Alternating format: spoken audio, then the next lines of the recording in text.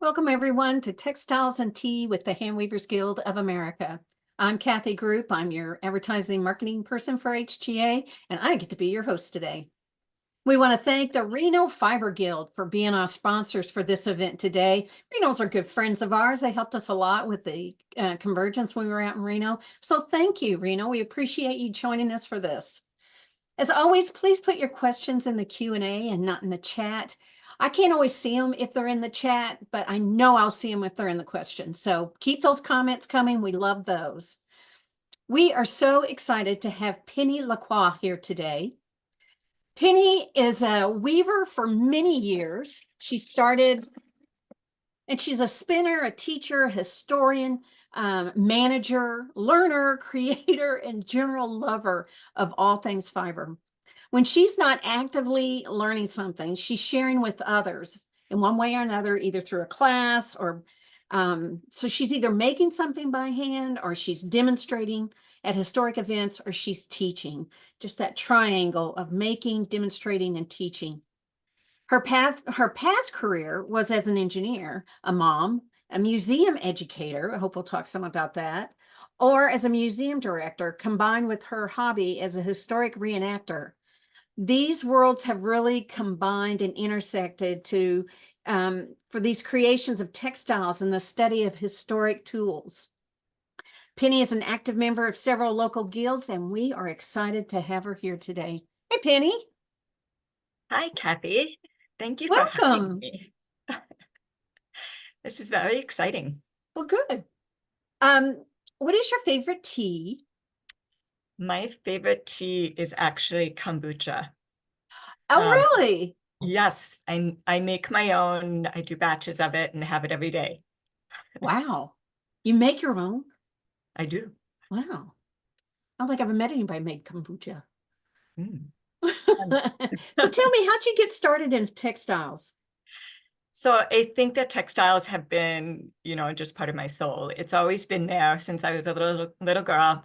But about 30 or 35 years ago, my husband bought me a spinning wheel in an antique shop. And it just sat in our house as a piece of decoration for literally years. And I finally talked to some friends who were spinners and got little tidbits here and there. And then through trial and error, seriously, I learned to spin.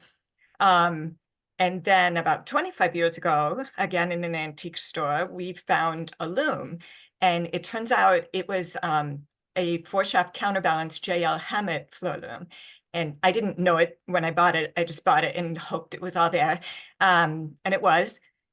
So I played around with it a little bit. Then I took a class at the Fiber Loft in 2001, and everything just snowballed from there.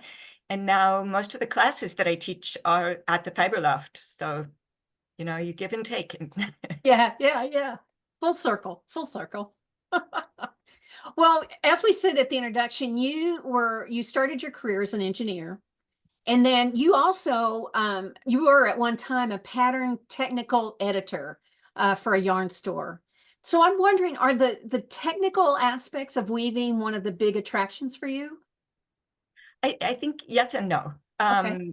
I think especially with the weaving, the technical is definitely, the math and the mechanics of the weaving draw me to it. But over the years, I've definitely grown to appreciate the creativity that comes with designing textiles. And as far as spinning goes, that definitely draws on both sides of my brain. It's such a touchy-feely sport. But on the other hand, I do teach classes, one in yarn explorations, which really digs into the technicalities of yarn, and another one that I call spinning for math nerds. That, um, yeah, it's how and why to make a specific yarn out of a specific fiber, and how to make it happen. Oh, I love that. Math nerds. There we go. That's good. Got to get those math nerds in there. Like you said, you spin and you weave and you have several looms. So this is kind of asking your mom who's your favorite child, but which is your favorite? Like Yeah. spinning, weaving, spinning on which looms, I mean on which wheel, weaving on which wheel, or is it more of what draws you to those things? Which one draws you in and says, oh, you need to weave on me or you need to spin on me? Yeah, so you're right. You're not supposed to ask which is your favorite because they're all sitting here listening, and I can't tell you, but I do love them all for different reasons. I still have that JL Hammett, and it's kind of my workhorse. I'm about to do some samples for some overdue samples for the Complex Weavers Early Weaving Books and Manuscripts study group. So I'm going to do that on the Hammett. Just it makes it more authentic, I think, to do it on an old loom.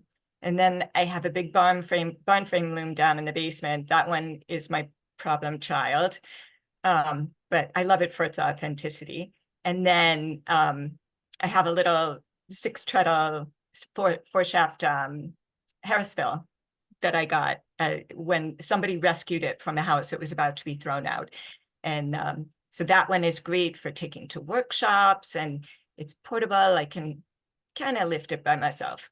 And then there's the one behind me, my 8-shaft Klimokra, and this one's definitely my favorite, but it's also the most challenging, and maybe that's why it's my favorite, because I like I like the challenge. And I bought it secondhand, so I didn't get any instructions with it. And I really had to rely on the internet and books and asking questions on a Facebook group and trial and error to make it happen.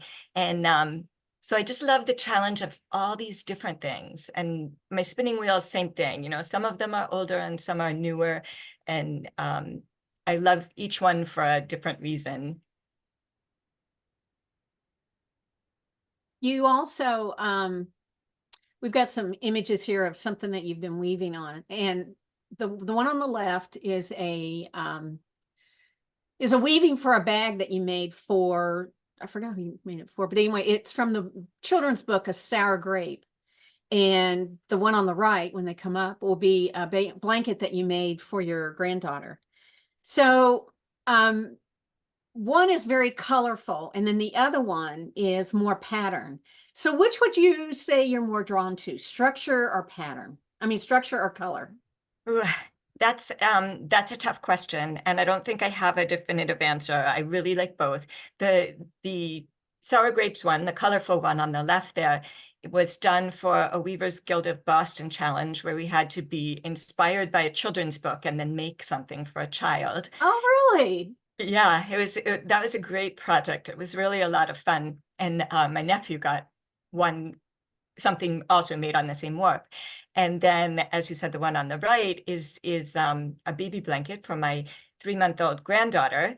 And it's actually a name draft with the blocks of lace. So her name is Elise. So the top left is a 5-block lace with the E, and then I think it's 9 blocks of L, and then ISE, and then it reverses.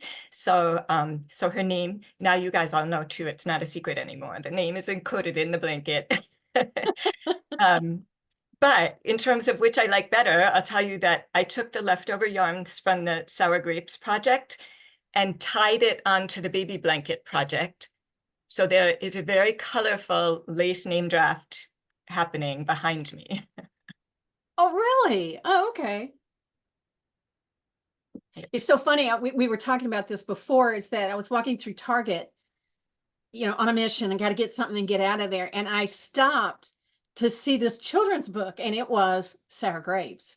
And I wish I didn't have a picture of the book, but the colors that you chose are just perfect from those books, those bright purples and that kind of thing. Yeah. So when you were part of Spinning and Weaving Week last fall, and you taught a class in Art Sparks about GAMPs. Oh, I'm jumping ahead of myself. Sorry. Oh, yeah, we got to talk about your challenges too. You worked at a museum called Westford Historical Society and Museum, right? You were the director at one point? I was the director, yeah, for 13 years. Wow. You're into everything. Yeah, I've had very different careers along the way, but they all have built on each other, and I feel like I'm in my right spot now. Well, and they kind of work together because we've got an image of of a pouch that is from the museum, correct?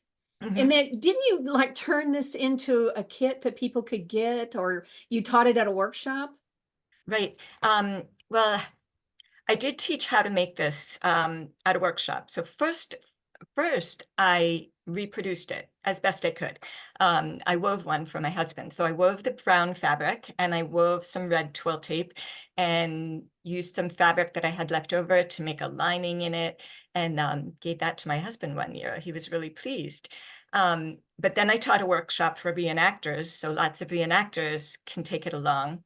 And then the other thing that I did with this is it kind of springboarded. So back before COVID, I took Lori Audio's 4-year Explorations in Advanced Weaving class, which was fabulous. It was a big commitment, but it was really good, and I learned so much. But one of our assignments along the way was that we had to develop a presentation and give it to the class. Like, she wanted us to be able to do that, and that's great. So I was still working at the museum at that point, and I had access to all of the collections. So I decided to go through and pick out my favorites that kind of intrigued me and had stories associated with them. So I found out about the people who owned them, and in a small historical society, you can do that. In a small community, all the information about people is available.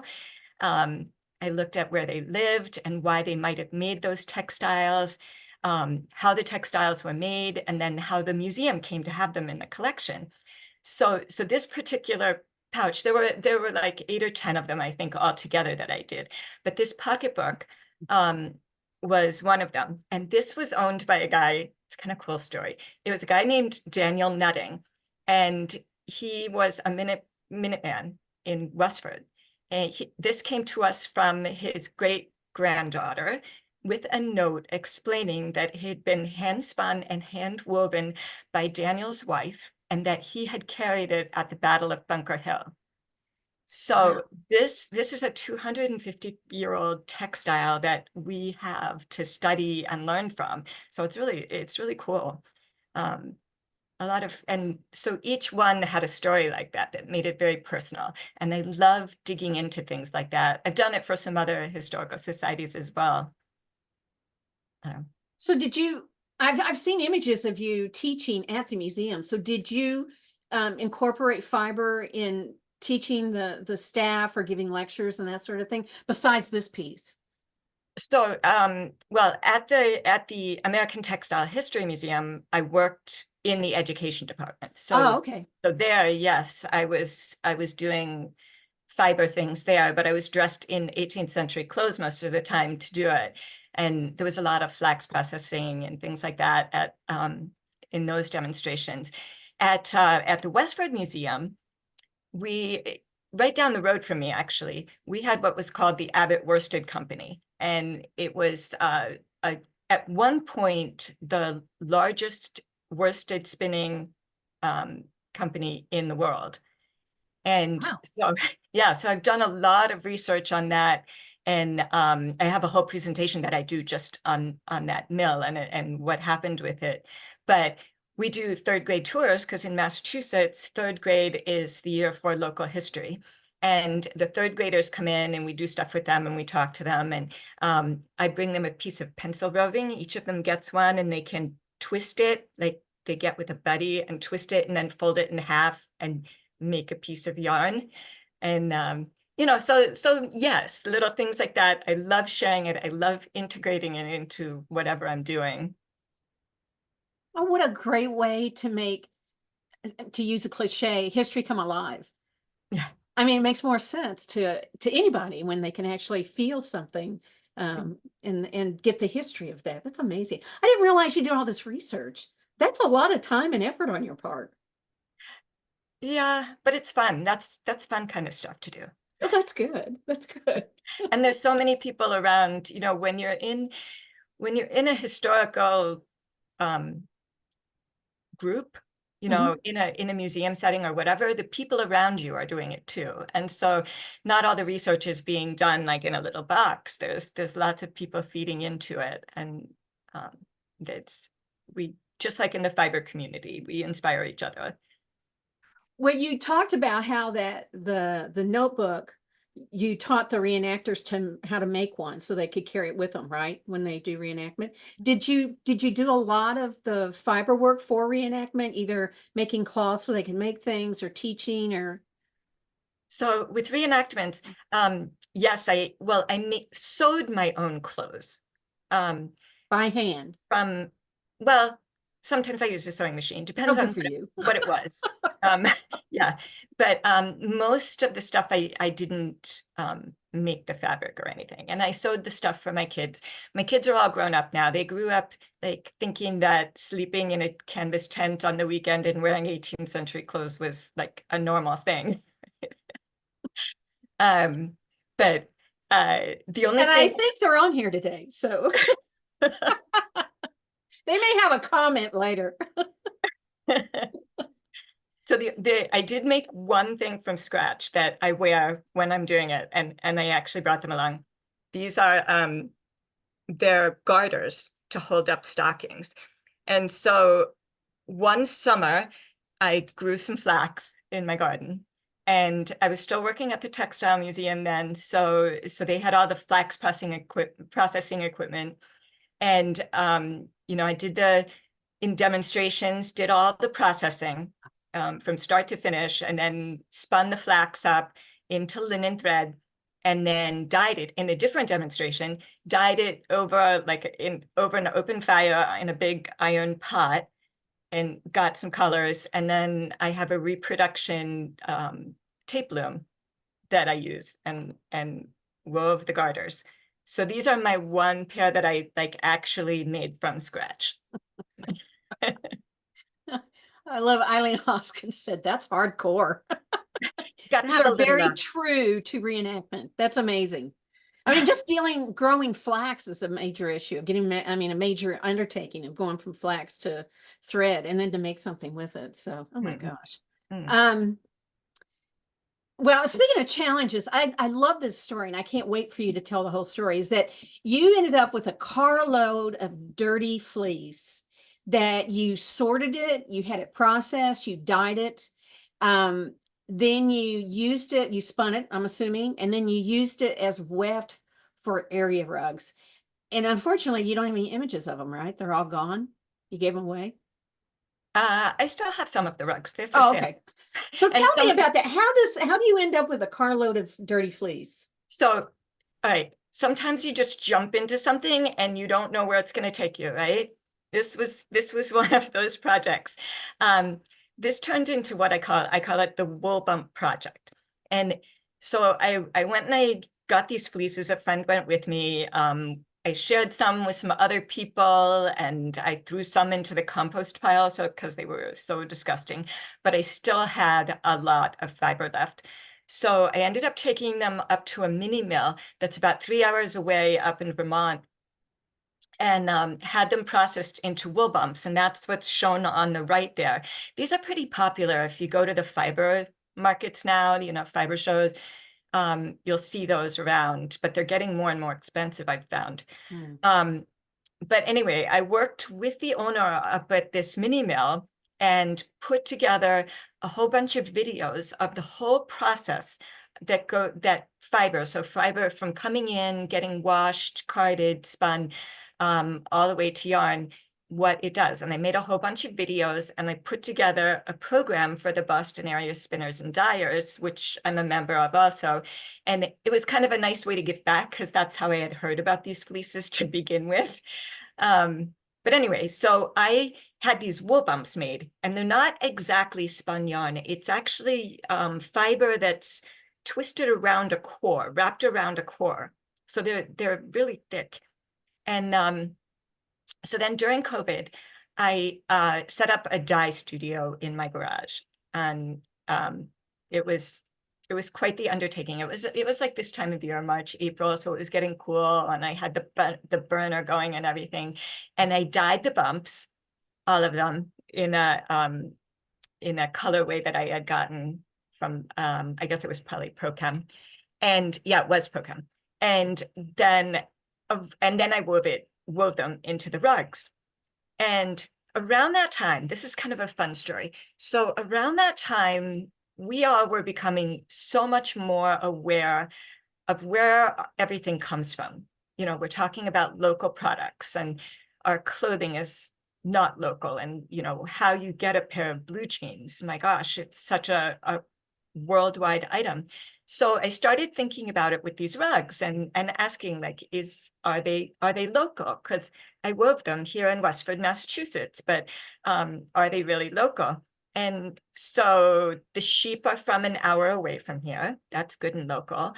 And then I took them up to the mill in Vermont. That's, you know, just 3 hours away. And they use local labor and all. But the dyes are from a place in Fall River, Massachusetts. And so that all was pretty good. But then I started looking deeper and deeper into it. And this is where I like, it just gets so muddy. So the mill in Vermont, like I said, they use local labor, right?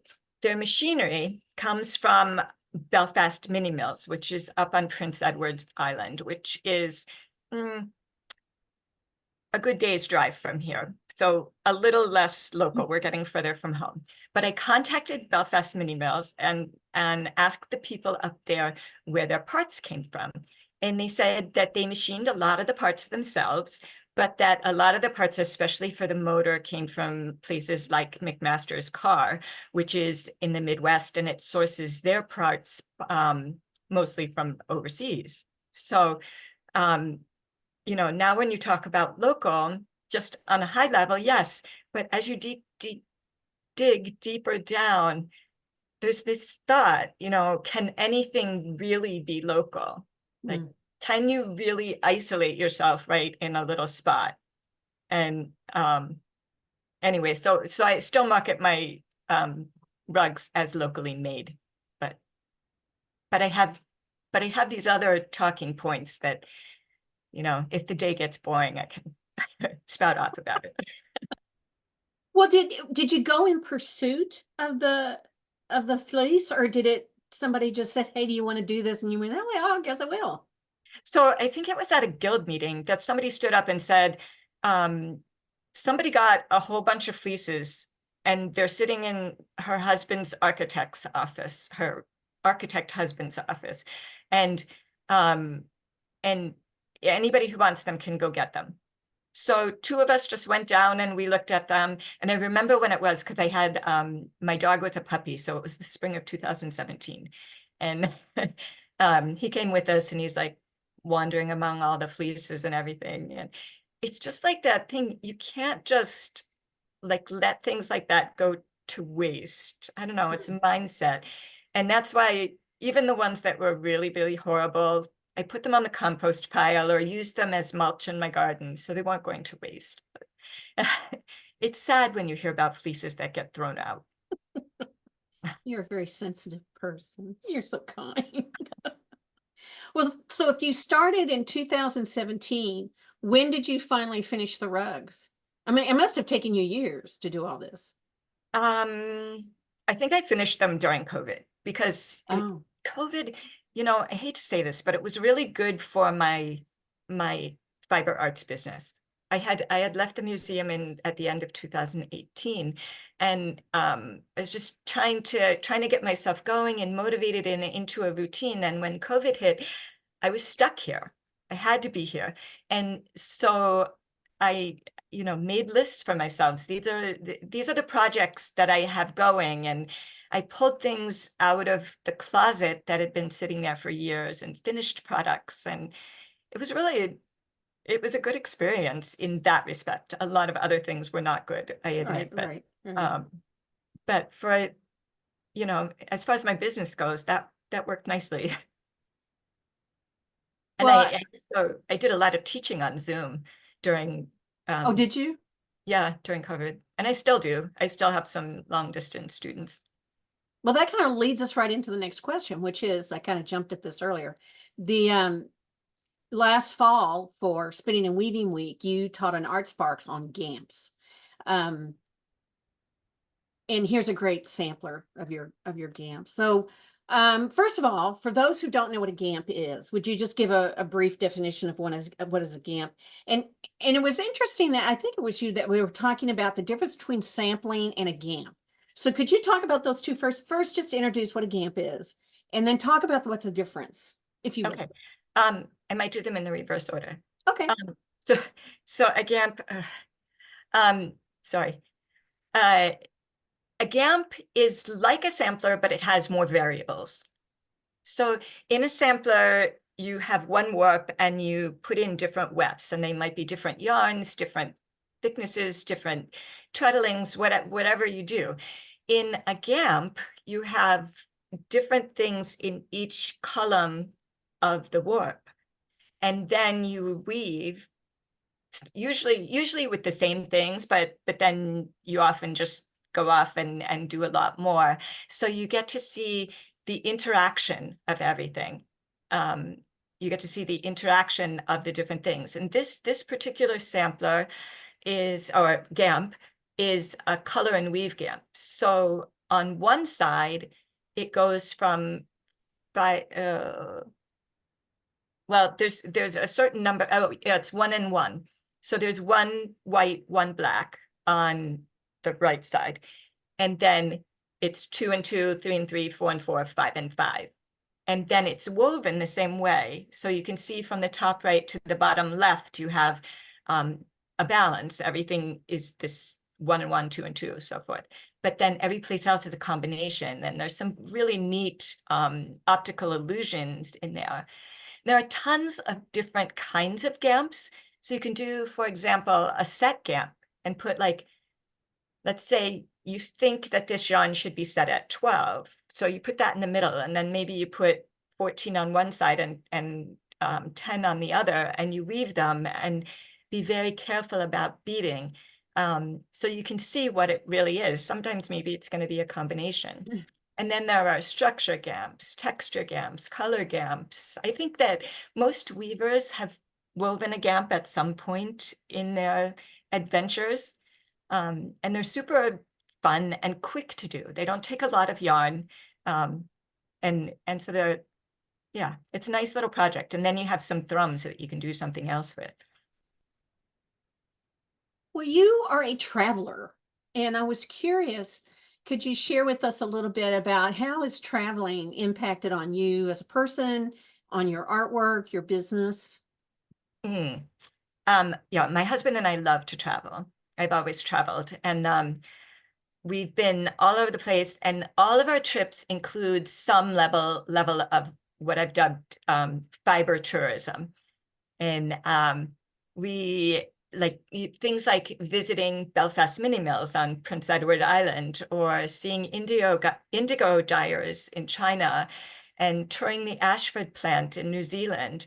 Like, all these things are really fun to do, and they add, it's like not something that everybody does when they go someplace. And so it adds a level of I don't know, uniqueness to our trips.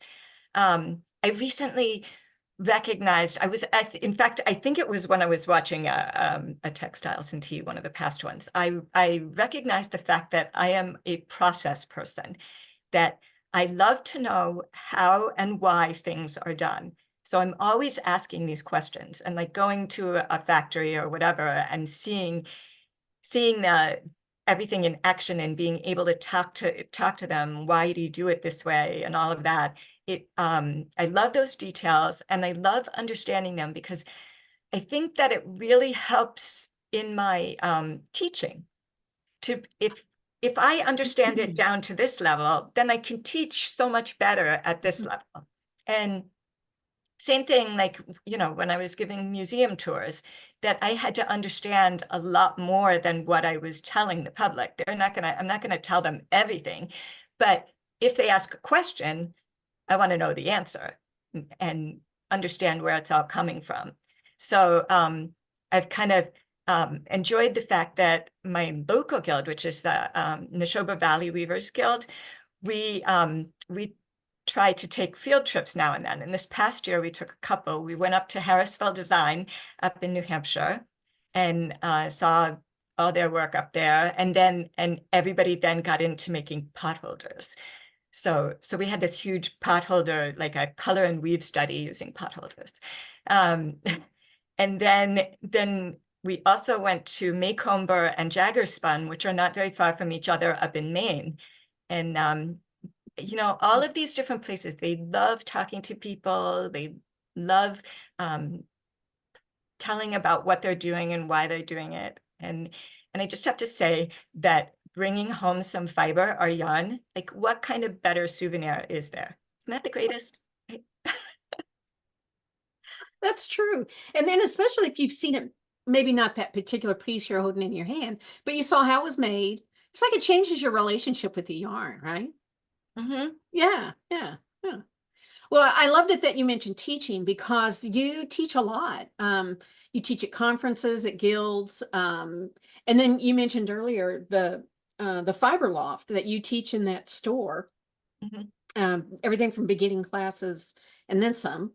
So it's a lot of time and energy you put into that, and also demonstrating. I mean, that's a whole other thing to be doing. It's different, and you get different things from it. So, what is it that you think you get back from teaching and demonstrating?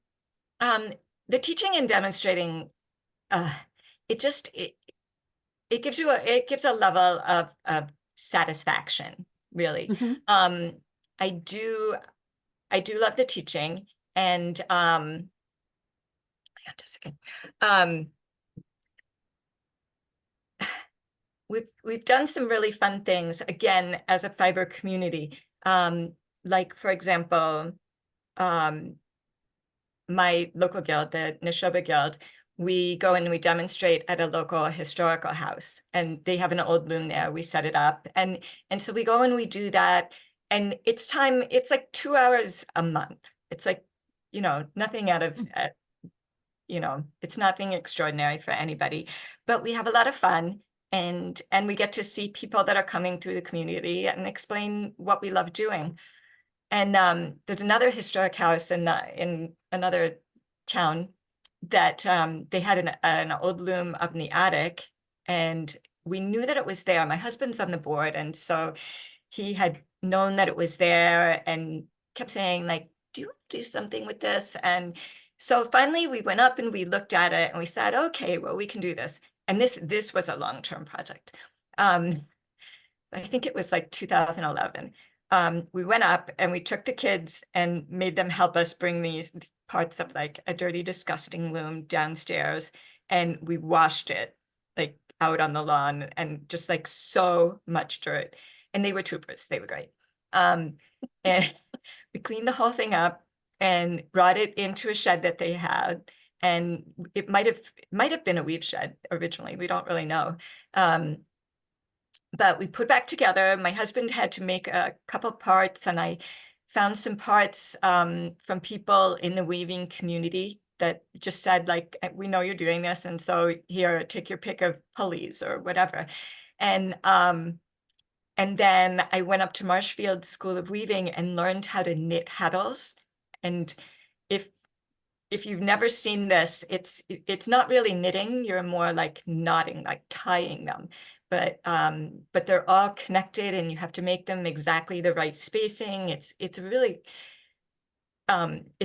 it's complicated, but once you understand the whole rationale behind it, it makes a lot of sense. So I went up with another friend, and we did this, and we got that loom up and running. I put a big long warp on it and was weaving. It was like a wool blanket panel. And then we left it over the winter, and the mice ate the warp. Yes. And that was like heartbreaking. And I had put like some rue and peppermint oil and stuff, but it just wasn't enough. It was just too tempting for them. And so eventually we moved the loom into a different building that's winterized, and I put a new warp on it. And so it's going again, and it's ready for more demos. Oh my gosh. You're a busy woman. You're a very busy woman. Because it But is a lot of work. I'm redoing a loom myself and it just never ends. It just never ends. And hoorah for doing demonstrations. And I want to give a shout out to Chattahoochee, my guild, because we're demonstrating at Sewing and Quilt. And we're trying to take those sewers over into the light from the dark. yeah, And yeah, people do, they just want to see how it works. And they love it when people explain it to them and they can figure out how, oh, that's how cloth is made. So yeah. good And if on you there's guys. What a great guild. Yeah, and if there's 5 of you that are demonstrating, if there's somebody who's shyer, who doesn't like to talk to the public, that's okay, because there will always be somebody else there who will, and that's usually. You're designated. She'll tell you. But no, everybody, our group is great, and they They really, sound wonderful. They sound wonderful. yeah. Um, well, I'm always curious, and you do so many things. What is a piece of work, if you had to select one, that you're like the most proud of? And I know you've thought about this, and I'm curious, is it something that was just beautiful when you finished it and you just loved how it looked? Or was it, and it sounds like for you, this is important, it was a challenge and you just felt like you really accomplished something when you finished it? Does it have personal meaning to you? What would be the deciding factor, or what is the deciding factor in your favorite piece? Um, so it's really hard to pick out your I favorite bet. again. And what's really cool is like when your mom or dad receives something as a gift and they won't even use it. They just like put it someplace, and it's like so flattering. Like, my mom and my dad, they love me. But the thing that I love the most is it's actually this scarf that I'm wearing, I decided. And yeah, I think you have a photo of it Oh, there. wow. And you're So wearing it. Oh, good. yeah, this was, I got the fiber for this. It's silk and mohair. And I got it, I think I was in a Robin Russo workshop, and I bought some fiber that was already dyed, and I separated it all by color, and then combed it, so like in preparation, combed it into top for worsted spinning, and then spun it in that kind of rainbow order. And I used the pattern, remember that hitchhiker pattern that was like really popular about 10 years ago for scarves? I used that pattern, but then added in a lace to it. So it really added a lot of interest, and the lace like seems to go the opposite direction or perpendicular to the color stripes, the way it swirls. And it is like one of my go-to pieces in my wardrobe. It's warm, and it's like the softest scarf I own. And somebody asked me once if I would sell it, and I said no. And they said, well, if you would, like, what would you sell it for? And I'm like, I wouldn't. There's no way. Oh, I think everybody should have a piece like that, right? Mhm. Yeah, And that's definitely. such the nice thing about making something, is that, at least for me, I won't speak for everyone, is that when it's done, it contains memories and symbolism, and there's a whole world to it. It's not just something made. It's got a whole history and a personality and a story. So Yes. thank you for sharing your story. We appreciate that. Oh, you're welcome. So what's next for you? Gonna write a book, teach more classes? What's Mm. next? Well, number one, there's going to be lots of time with my granddaughter. Ah, But in the spring, in May, my husband and I are taking a trip to Norway. And we've been there before, but this is going to be a different kind of trip. And there is going to be there's going to be some fiber stuff. He's going to be taking pictures, but I'm going to be visiting fiber places. And when I come back from that, I am going to take a warp weighted loom class up with Kate Smith at her new place, the Weaver's Croft up in Vermont. And so it's like those old fashioned Norwegian, like a Viking loom, where it's a frame, but then the warp is held down by rocks. And that's what holds the tension. And then you weave by hand from the top down. And so I've wondered about this for a long time, and I'm super psyched about taking the class. So yeah, that'll be good. And then I'm continuing to teach, continuing to weave, and I have programs already booked even for the fall, like some guild programs. So all of those things, and I just feel really good about what's happening, and I'm appreciative to you and HGA to be able to share all of this. It's been really fun. So if I come to you as a guild and I'm like, we want you to teach, what's your go-to teach? What do you think you teach the most? I think like all teachers and speakers, I go through phases, like Mhm. that, there'll be something that's really hot for me at the moment, and I'll talk about that. So like the Wool Bump project is a big one right now. The yarn explorations class is a big one right now. And so like everybody, I go through phases. So that's where I am right now. Because I know you teach a wide variety. I know you teach like a beginner class and on, so I didn't know Yeah, which ones were. it's so important. I've thought about this a lot because I don't specialize in anything. And I take these classes from people. I just took a class from Denise Covenant and made like this amazing, echo scarf that was network draft, and like it was great. But there has to be somebody who teaches people the basics, like how to weave and how Mm. to spin, just that introductory class or the advanced beginner class. Like, how do you read a draft? How do you make a draft? How do you calculate your yarns that you need? Like all those things are the kinds of things that I teach in my like standard set of beginner, advanced beginner classes, because those are so important, because without them, you can't take the Denise Covenant classes, right? Absolutely. And Absolutely. Well, I thought it was interesting you mentioned Weaving Croft because I just saw an e-blast from them today. And I'm like, who is this? And I was looking through that. So I can't wait to hear from you when you get done. I want to hear about this. And I know everybody's probably thinking, oh, Kathy, we've heard of that. I've never heard of this weaving process of from the top. I can't wait to see this. Might be well, a class in your future. Convergence is coming up in 2026. We want to see you there teaching this. All right, we have bunches of questions. Shall we look at some? sure. All right. This is the hard part now. I have to think on my feet. Okay. Someone told me to stop moving around. I'm sorry. I can't, I'm not very good at sitting still. My boss tells me to quit moving. It's just, sorry. I'm working on it. Um, oh, this is a good question. Carrie Gordon wants to know what was the breed of the sheep that you got when you got all that fleece?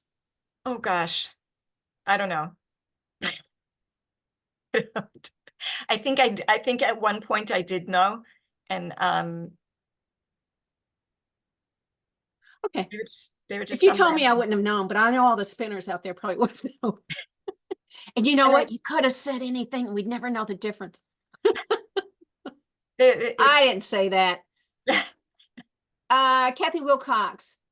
Oh, she said your scarf is beautiful and she wanted you to show up, but you've already done that. So good eye, Kathy. Good eye. thank you. Um, somebody wanted to know if you said something about hitchhiker. Oh, the hitchhiker pattern. Oh, okay. I was The like, I don't hitchhiker remember that. pattern Okay. on the for the scarf. If you go Now on to that's knitting, Ravelry, right? sorry, It's knitting, right? knitting. Yeah. Yep, it's a Okay. knitting pattern, and it's on Ravelry. You can find it. Okay. Michaela McIntosh said, why are scientists surprised when they find out working with your hands is good for your mental health and your health in general? Good point, Michaela. Yeah, definitely. Um, You need to use both sides of your brain. I don't I know. know, I know. Terry Shoemaker wants to know where is the weighted warp loom class being offered? Um, and it's the Weaving Croft, right? I think Croft. it's the Weaver's Craft. Weaver's Croft. Yeah, Okay. and it's Kate Smith's new school. She used to run the Marshfield School of Weaving, and she's passed that on to a couple younger people that are taking off with it. But it's still the same place that it was. I've taken classes there. I can't say enough about them. So this is the first one that I'm taking at Kate's new place. And yeah, it's in Marshfield, Vermont, which is, Oh, it's okay. a little north of Montpelier. So like, well, 3 hours from me. That doesn't mean anything else to the people in Oahu and whatever, but Get the maps out. Gotta look it up. Well, I love it that there's another school. We can never have too many weaving schools, you know? I agree. Yeah. Karen LeBlanc. Hi, Karen. I love your heritage projects. Can you talk some about these projects that have been exhibited and where they're exhibited? And then she wants to know if you're going to write a book. I think that's what she's asking. She's got a book, question mark. Oh, sorry, which projects? She said the heritage projects. She says, can you talk about some of these projects that have been exhibited? So I'm trying to think of what I've had exhibited. Sometimes our guild has done some exhibitions. We did one, I guess this was the last one we did. It was what was the name of it? It was fiber products and cast iron stoves. So I know. So it was like really hard and really soft, like this contrast between things. And so there's this guy locally who restores these cast iron stoves, and we our Weavers Guild plus some other people put up textiles that we had hand woven, but that was just it was a temporary thing. I don't have anything, I don't think that's on display permanently right now. Well, And Karen, if I'm asking your question wrong, come back in and restate it, because maybe that's not even what she's talking about. So Karen's good, but she knows how to do this. She's great at this. okay. You mentioned traveling. What are the top 2 or 3 places you would recommend fiber artists travel to? That may be your next book, a book on traveling fiber, you know? Um, there's so many, and so many I still want to go to. I mean, when we went to China, the people that we were traveling with, we just went with some friends who lived there, and they knew that I was interested in fiber arts, so we did a lot of that. If you can get a situation like that, where not like a big tour group where you're going and doing stuff, but just individuals. And I know that Sally Orgren has talked a lot about this. And I've spent hours talking to Sally on Zooms, like, sharing information about Scotland and Scandinavia and everything.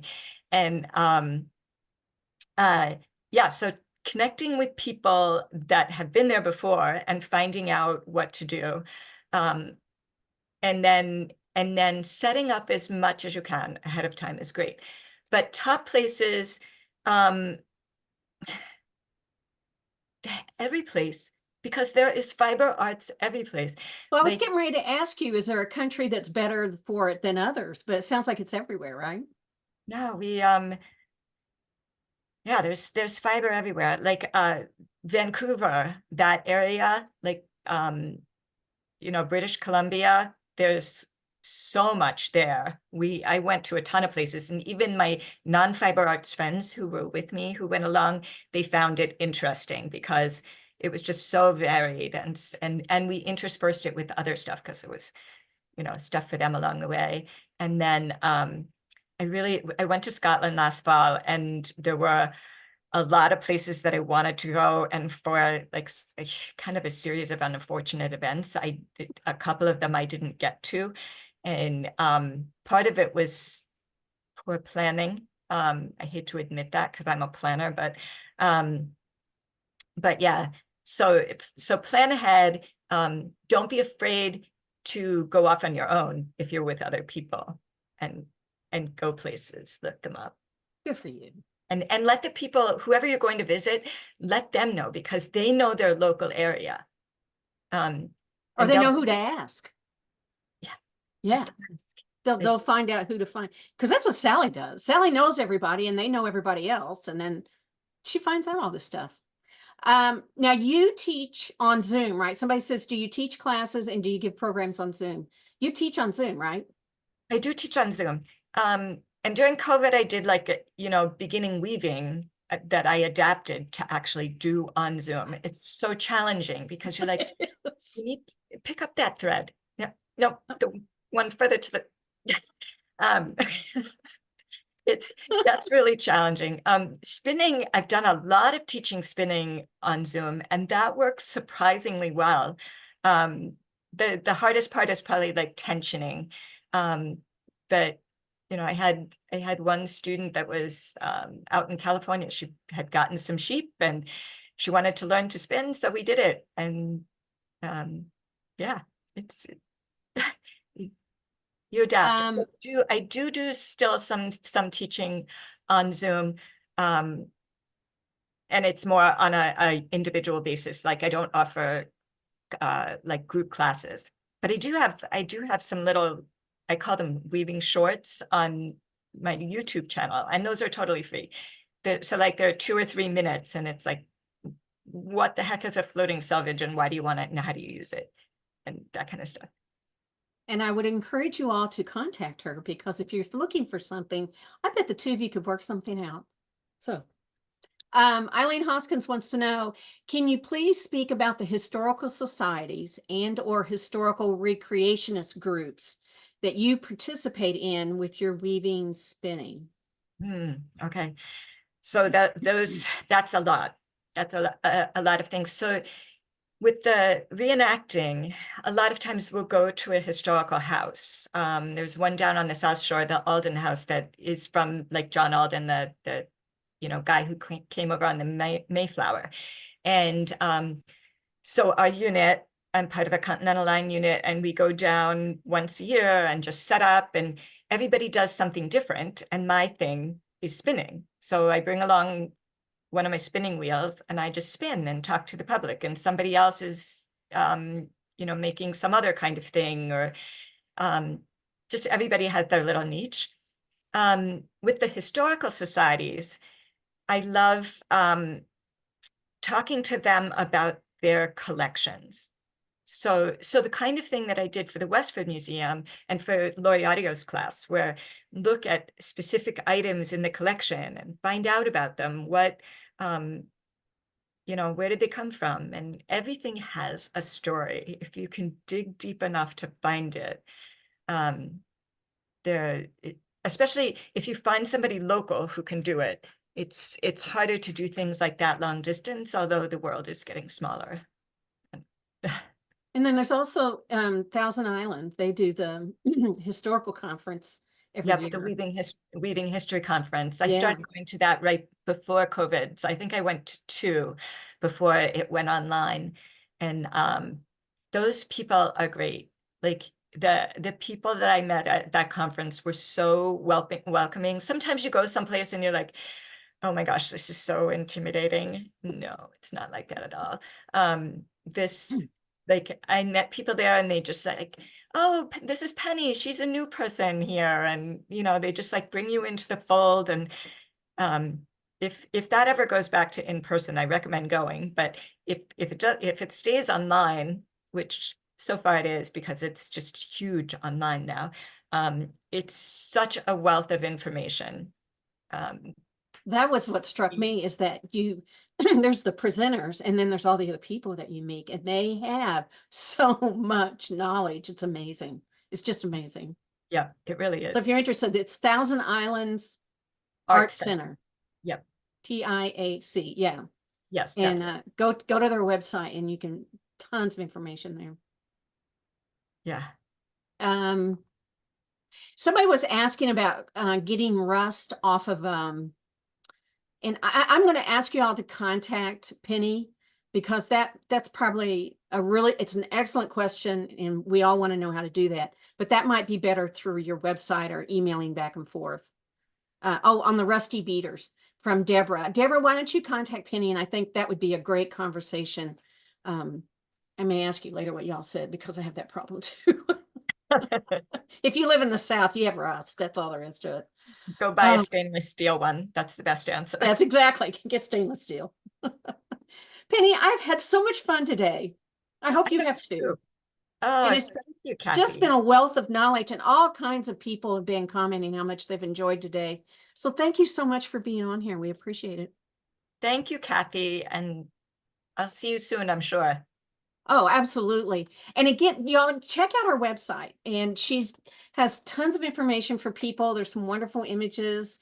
And this is her email, I mean, our website, pennylacroix.com. And go check that out. And then again, those of you who had questions about the rust or any other technical questions, contact her through our website. And I'm sure she can tell you all kinds of things about rebuilding a loom. I also want to thank Reno Fiber Guild. Thank you for being our sponsor today. We appreciate that. Again, I want to say thank you for how wonderful you all were during Convergence when we were out in Reno. If you want to sponsor an episode of Textiles and Tea, or your guild, or your business, please contact us at weavespindye.org. We have a bunch of wonderful names coming up. I'm so excited about some of the folks we got coming up in the next few months. So give us a shout, or you can go online and just do it through your account. We appreciate everybody who does sponsor us. Small Expressions is coming up. It's on tour for 2023, and it is open for entries for 2024. And one of the things I loved about Convergence, and somebody else commented that I'm always plugging Convergence because I love Convergence. I loved it before I worked for HGA. But one of the things that's so special about Convergence are the exhibits, the juried exhibits, and this is one of them. Small Expressions will be at Convergence as always. It is open for entries. Now, Small Expressions is unique in that it can't exceed 15 inches in any direction. And if you talk to anyone who's ever done this, it's not like you take something big and you make it smaller. It's a beautiful challenge. And I encourage you all to consider entering it. It's a beautiful exhibit. We'd love to have you there. And it travels after it leaves Convergence. It will go to other places. And if you have a regional conference that you would like to have Small Expressions be there during your regional conference, contact us. Let's see if that could be a possibility. We would love to have it there for your conference. The juror for Convergence is Pauline Verbeek, and she's from the Kansas City Art Institute, and she is going to come and talk at Convergence. She's going to be the juror, and she'll talk about why she chose what she did and what struck her about these pieces. So registration is open to enter. Jump on that, and we'd love to see your pieces at Convergence. It's going to be at the Wichita Sedgwick County Historical Museum, and I believe it's within walking distance of the hotels, if I remember correctly. If not, it's very, very close.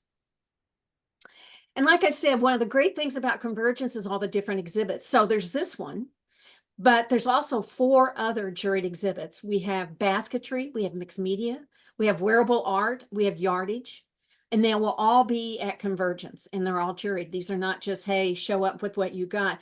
These are the best of the best, and we want to see your works in there. Right, again, you can enter now. The information is online, and you can start entering your pieces now. All the prospectus are on there too, and you can find out everything you need to know. So I look forward to seeing you all as we watch the exhibits in Convergence this summer. Coming up next, we've got careers in textiles. I mean, isn't this amazing that we get a chance to talk to the people who are out there working in the textile industry? And that's what this is about. It's a one-day online. We have professionals come on, they share their experiences, their insights, what's going on in the industry. And it's just a great way to get a peek into what's going to be your future in fiber. We got Peggy Allen, we've got Jean Carver, Libby O'Brien, Amy Putansu, and Robin Spady are all going to talk about the textile careers. It's open to everyone, but it's really geared to people who are looking to go into or are in fiber arts education and looking at where they want to go with that degree. So even if you're not in school, do you have a son, a daughter, a niece, a nephew, a grandchild, a neighbor, somebody who might be interested in looking at what's out there for a job in textiles? So check out this symposium. It's going to be Friday, March the 22nd. It's free to students. and it's $50 for non-members. I mean, $20 for non-members. And as always, it's recorded. So if you can't watch it the day of the show, you can watch it anytime 90 days afterwards. Watch it repeatedly if you want. Thank you so much for your support and donations and memberships. All these programs, Careers in Textiles is one of them. They happen through membership, but mostly through donations. They help us do this programming that makes HGA provide to our membership what they're looking for. So thank you so much. You can go online at wespendie.org and donate. You can give us a call. We appreciate all of you have been donating. Thank you so much. Next week, we have one of our own. Susie Ballinger is going to be on. We're excited. That should be fun. Thank you so much for watching today. I hope you have a wonderful week. We'll see you next Tuesday. Happy tea.